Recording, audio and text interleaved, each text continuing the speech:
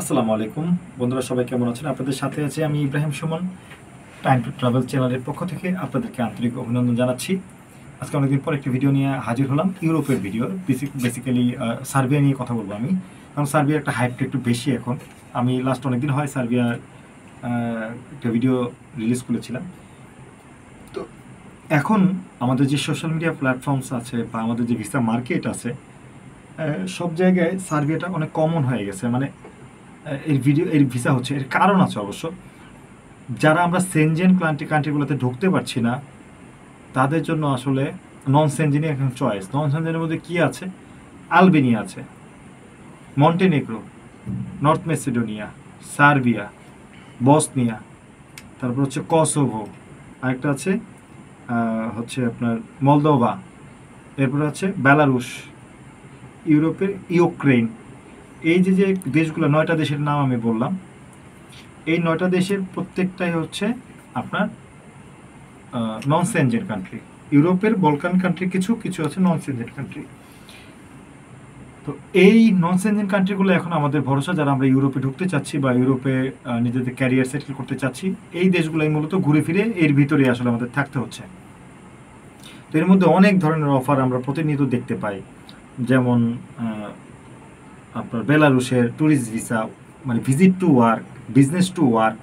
এই visit to work, business to work, এই শব্দটার সাথে অনেকেই পরিচিত, অনেকেই পরিচিত না।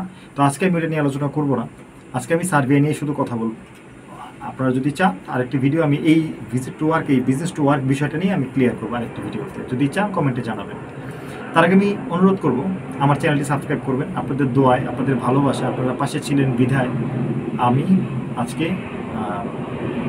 প্রায় 35,000-এর কাছাকাছি সাবস্ক্রাইবার গেইন করেছি। এটা আপনাদের দোয়া, ভালোবাসা। আপনারা আছেন, ভিডিওটি লাইক করেন, কমেন্ট করেন, বিধায় আমি ভিডিও করার অনুপ্রেরণা পাই। অন্যথায় আসলে ইচ্ছা করে না। মাঝে মধ্যে অনেকে কমেন্টে উল্টাপাল্টা কথা বলে, অনেকে আক্রমণাত্মক কথা বলেন, বকাবকি করেন। এইগুলো আসলে অনেক সময় ভালো লাগে না। নিজের কাজ আছে আসলে, এর ফাঁকে ফাঁকি ভিডিও অনেক, প্রায় 1.5-2 বছর হয়ে গেছে আমি কন্টিনিউয়াস ভিডিও করছি আপনাদের জন্য। তো চলুন আমরা কথা না বাড়িয়ে শুরু করি। সার্বিয়া থেকে ভিসা হচ্ছে কিনা, প্রথম কথা হচ্ছে এটা। তো আজকে আমি কি কি টপিক নিয়ে আলোচনা করবো একটু বলে দিই বিস্তারিত। আজকে আমি আলোচনা করবো মূলত সার্বিয়াতে ভিসা হয় কিনা, কি কি ক্যাটাগরিতে ভিসা হচ্ছে, কিভাবে ভিসা হচ্ছে, কত টাকা লাগতেছে, সময় কেমন লাগতেছে। কিছু কিছু প্যাকেজ বের হয়েছে, এই প্যাকেজগুলো আসলে কি, কারা কারা যেতে পারবেন, কারা কারা যেতে পারবেন না, যারা যারা অলরেডি অনেক সময় নষ্ট করেছেন তারা আবার কি ট্রাই করবেন, সার্বিয়ার বর্তমান পরিস্থিতি কি, এই সমস্ত বিষয় নিয়ে আমি কভার করব। চলুন শুরু করা যাক। প্রথমে সার্বিয়া কি ভিসা হচ্ছে কিনা। হ্যাঁ ভাই, সার্বিয়ার ভিসা হচ্ছে। সার্বিয়ার ভিসা কখনই বন্ধ ছিল না। সার্বিয়ার ভিসা হচ্ছে, কিন্তু সার্বিয়ার ভিসা এবং সার্বিয়ার টোটাল ভিসার প্রক্রিয়াটা এখন একটু অসন্তুলিত। মানে এটা হচ্ছে আপনার স্টেবল না। কথাটা বলার কারণে আমি পরে ব্যাখ্যা করব। সার্বিয়াতে কত খরচ হয়, কি কি কাজ, এই দুটা কোয়েশ্চেন আনসার দিইনি। সবচেয়ে কমন কোয়েশ্চেন, সার্বিয়াতে কাজ হচ্ছে ভাইয়া রেস্টুরেন্ট স্কিল, অর্থাৎ শেফ, ওয়েটার, এই ধরনের কাজগুলো রেস্টুরেন্টে হচ্ছে। ফুড ডেলিভারি অনেকে নিচ্ছেন, ফুড ডেলিভারি অনেকে ভিসা দিচ্ছেন। অনেকে ফ্যাক্টরি, ম্যানুফ্যাকচারিং ফ্যাক্টরি, ওয়ার হাউসের লেবার টাইপের ভিসাগুলো দিচ্ছেন, বা এই টাইপের ওয়ার্ক পারমিট অনেকে কালেক্ট করছেন। এরপর হচ্ছে কনস্ট্রাকশন, সব থেকে বেশি ভিসা যে ক্যাটাগরিতে হয় ইউরোপের দেশগুলোতে সব থেকে বেশি কনস্ট্রাকশনের ভিসা হয়। আর রিজেকশনের যে পরিমাণ, রিজেকশন কোনগুলোতে বেশি হয়? সব থেকে বেশি রিজেকশন হয় জেনারেল ওয়ার্কার, সব থেকে বেশি রিজেকশন। অত যারা স্কিল না, ওই ভিসাগুলো সব থেকে বেশি রিজেক্ট হয়। আর সব থেকে বেশি ভিসা হয় মূলত যারা কনস্ট্রাকশনের কাজ জানেন, কনস্ট্রাকশনের কাজে তারা একটা ভালো কোম্পানি থেকে ওয়ার্ক পারমিট গেইন করতে পারেন। ওই ভিসাগুলো সব থেকে বেশি আপনার অ্যাপ্রুভ হয়, রিজেক্ট হয় না বললেই চলে। তাছাড়া অনেক গার্মেন্টস ফ্যাক্টরি, অভিজ্ঞ গার্মেন্টস ওয়ার্কার যারা সেলাই কাজ জানেন, অর্থাৎ যারা সুইং মেশিন বা স্যাম্পল ম্যান আছেন, তারা যে কাজগুলো জানেন বেসিক্যালি তাদের ভিসাগুলো হচ্ছে। এখন আমার জানা মতে যে কটা ভিসা আমি দেখেছি, এই বেশিরভাগই স্কিল। আমি আনস্কিল খুবই কম পেয়েছি, পাইনি বললেই চলে, অথবা আনস্কিলকে স্কিল বলে চালিয়ে দেওয়া হয়েছে। বিষয়টা এরকম। এখন টাকার বিষয়টা বলি। টাকার বিষয়টা হয় কি, যে এখন যে ভিসাগুলো হচ্ছে এর মধ্যে একটা সমস্যা আছে। সমস্যা হচ্ছে অনেকেই ফেক ভিসা পেয়েছেন, ক্লোন সার্ভারে তাদের দেওয়া হয়েছে, আপনার অ্যাপ্রুভাল দেওয়া হয়েছে, অথচ ওটা অরিজিনাল না, ওটা কিন্তু ক্লোন সার্ভার, ক্লোন অ্যাপ্রুভাল, যেটা অনেকে ফিশিং লিঙ্কের অ্যাপ্রুভালও বলে থাকেন। এই ফাঁদে অনেকে পরে লক্ষ লক্ষ টাকা আপনারা খুইয়েছেন। একটা গ্রুপ আছেন, আমারও ব্যর্থতা আছে, আমি অনেক কাজ করতে পারি নাই। তো একটা গ্রুপ আছেন যারা কাজ হয় নাই, মানে আপনারা সবাই দিয়েছেন, আপনাদের ভিসা রিজেক্ট হয়েছে বা আপনাদের ফাইল রিজেক্টেড হয়েছে। এটাকে আমি সর্বোপরি ব্যর্থতা বলবো না, কারণ হচ্ছে রিজেক্টেড হওয়ার অনেকগুলো কারণ থাকে। শুধুমাত্র যে আপনি রিজেক্টেড হয়েছেন অর্থাৎ আপনি রিজেক্ট পর্যন্ত গিয়েছেন, আপনি ফেক কোনো ডকুমেন্ট পান নাই, আপনি ফেক ভিসা পান নাই, আপনি ফেক ভিসা দিয়ে ফ্লাই করে দেশে ব্যাক আসেন নাই, এটা যে কত বড় যন্ত্রণা যারা আসলে এটা ভুগে তারাই খুব ভালোভাবে টের পায়। এরপরে হচ্ছে আপনি ট্রাই করেছেন, আপনি রিজেক্টেড হয়েছেন, আপনি আবার ট্রাই করতে পারবেন, ইটস ওকে। তো এখন যেটা হচ্ছে, এখন কন্ট্রাক্ট, অনেকেই বলে কন্ট্রাক্টে ভিসা হচ্ছে, আসলে কন্ট্রাক্ট শব্দটা সার্বিয়ার জন্য না, যদিও এটা অনেকাংশে সত্য কথা।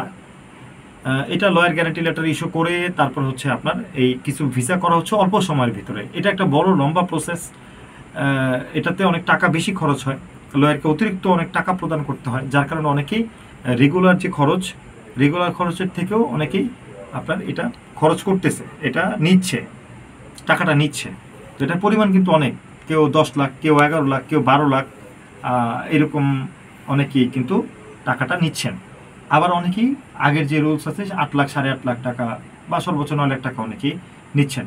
তো নর্মাল যে প্রসেস আছে, নর্মাল প্রসেসটি 6 মাস, 7 মাস, 8 মাস, এটা কিন্তু একটা রেগুলার টাইম নর্মাল প্রসেসিংয়ের জন্য। অর্থাৎ আপনি জমা দিলেন, সার্বিয়ার যে ইমিগ্রেশন সিস্টেম আছে, যে মিনিস্ট্রি সিস্টেম আছে, ওই সিস্টেম অনুযায়ী ফাইলটা সাবমিট হলো, পেপার ইস্যু হলো, পেপারটা অনলাইন হলো, অনলাইনের জন্য একটা লম্বা সময় গ্যাপ হলো, এরপরে অ্যাপ্রুভাল বা রিজেক্টেড হলো, অ্যাপ্রুভালের পরে ওই পেপারগুলো নিয়ে ভিসার জন্য সাবমিট করা হলো, সাবমিট করার পরে ভিসা হলো, ভিসা হওয়ার পর ম্যান পাওয়ার হবে, ফ্লাই হবে, টোটাল প্রসেসটা একদম 6 থেকে 8 মাসের একটা প্রসেস, নর্মাল প্রসেস আমরা যেটাকে বলে থাকি।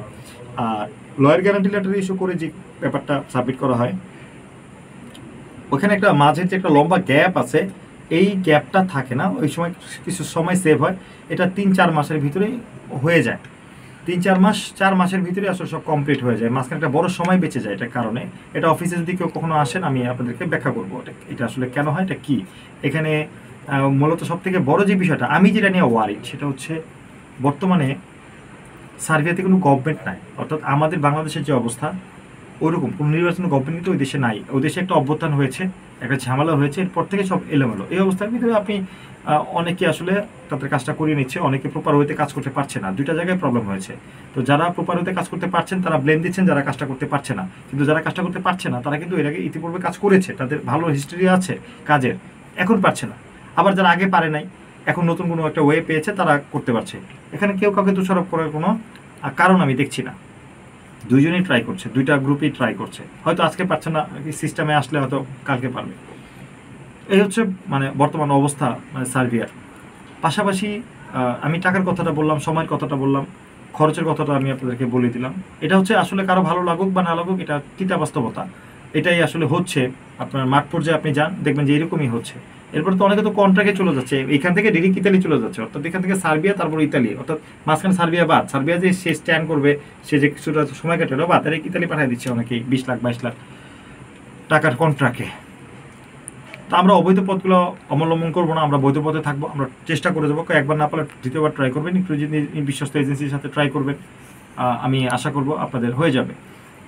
দেশ অনেক আছে, প্রায় 9 থেকে 10টা নন সেনজেন কান্ট্রি আছে, আপনারা একটা থেকে একটা ট্রাই করবেন। এক একটা নিয়ম কারণ এক এক রকম, যেমন সার্বিয়া, নর্থ ম্যাসেডোনিয়া কিন্তু ইন্ডিয়াতে যেতে হয় না, বাট বসনিয়াতে ইন্ডিয়াতে যেতে হয় বসনিয়ার জন্য।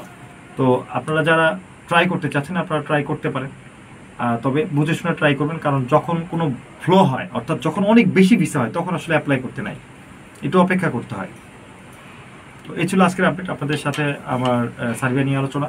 যদি আরও কিছু জানার ইচ্ছা থাকে আপনারা কমেন্ট করবেন, কমেন্ট করে জানাবেন। আমার কোনো ভুল হয়ে থাকলে, আপনাদের কিছু কমেন্ট থাকলে আমাকে জানাবেন, আমি শুধরে নেব।